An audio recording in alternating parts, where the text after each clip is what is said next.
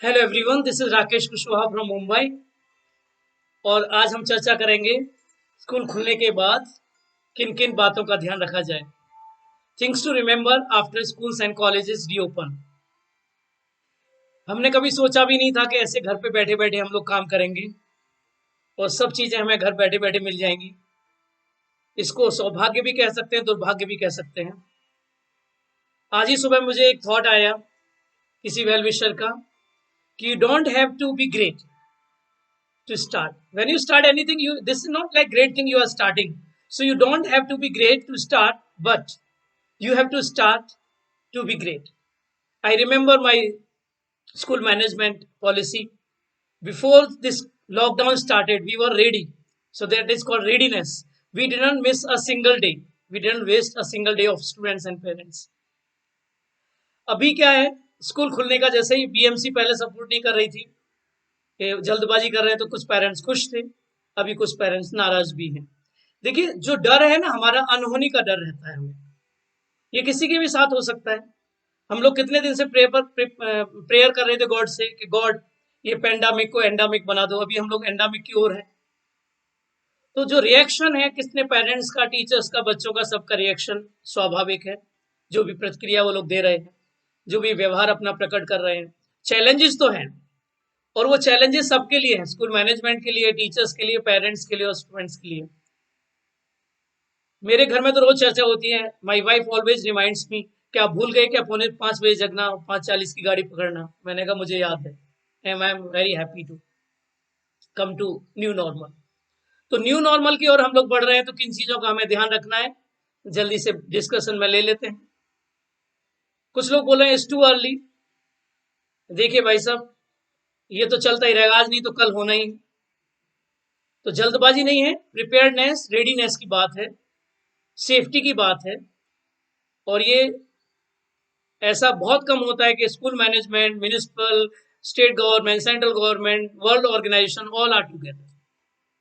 तो आपको खाली स्कूल से ही नहीं बचना है, आपको तो टीचर्स क्लासरूम तक देखेंगे, फिर आपको वॉशरूम देखना है, लैब देखना है, लेबोरेटरी देखना है। तो ये बच्चों को हमने ट्रेनिंग देनी है कि आपको किसी भी चीज को ऐसी टच नहीं करना है, सैनिटाइज प्रॉपरली। ट्रांसपोर्ट है आपका, कहाँ तक आप उनके पीछे लगेंगे। तो वो जो ट्रेनिंग है, जो सेल्फ रिलायंट जैसे आपको बनाना है उनको, सेल्फ जो मोटिवेशन है या सेल्फ ट्रेनिंग बहुत जरूरी है। फर्नीचर है, इक्विपमेंट है, कितनी सारी चीजें हैं ऐसी। तो सबसे पहले तो आप जो याद रखने वाली बातों में ये है कि कंसेंट फॉर्म, जो आपका मंजूरी है, जब तक पेरेंट मंजूरी नहीं देंगे स्कूल आपको फोर्स नहीं कर सकता बुलाने के लिए।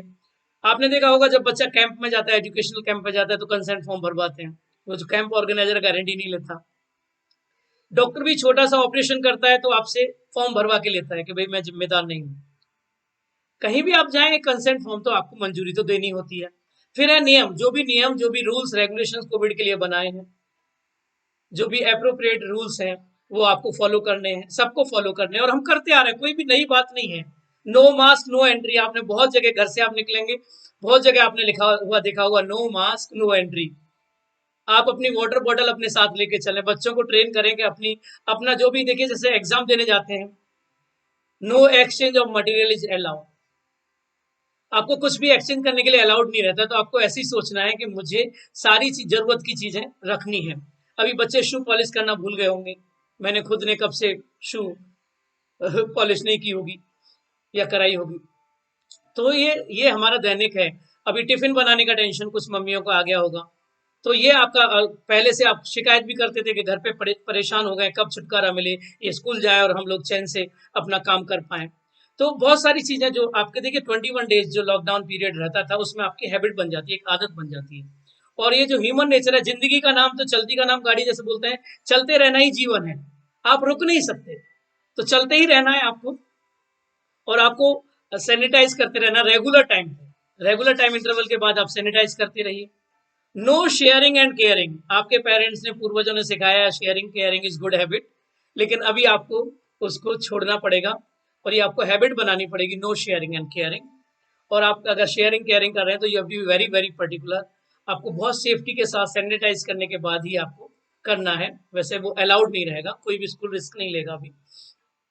आपने देखा होगा सारे स्कूल्स में, सब जगह, ऑफिस में, सब जगह पल्स ऑक्सीमीटर थर्मल स्कैनिंग, ये सब शुरू हो गया है, तो you have to cooperate with them. अब ये नहीं कि लेट हो रहा है जल्दी मुझे जाने दो, लाइन तोड़ के जा रहे हैं, वो आपको नहीं करना है। You have to maintain everything. कुछ स्कूल्स हैं अपनी प्लानिंग करेंगे, 2 शिफ्ट में भी काम कर सकते हैं क्योंकि 50% इधर या ऑल्टरनेट डेज में काम कर सकते हैं, तो वो अलग अलग प्लानिंग आपके स्कूल आपको इन्फॉर्म करेंगे, और वो करना ही है क्योंकि सोशल डिस्टेंसिंग की जहाँ 6 फीट की बात करें, तो एक क्लासरूम में जहाँ 3 बच्चे एक साथ बैठते थे, अब एक बच्चा एक बेंच पे बैठेगा, तो आप सोच सकते हैं क्लासरूम में कितने बच्चे, 20-22 बच्चे फिट हो सकते हैं, उससे ज्यादा जो भी है, तो उसके हिसाब से मैनेजमेंट को कॉल लेनी पड़ेगी, and you have to cooperate with that. Social distancing आपके व्यवहार में आ जाना ही चाहिए।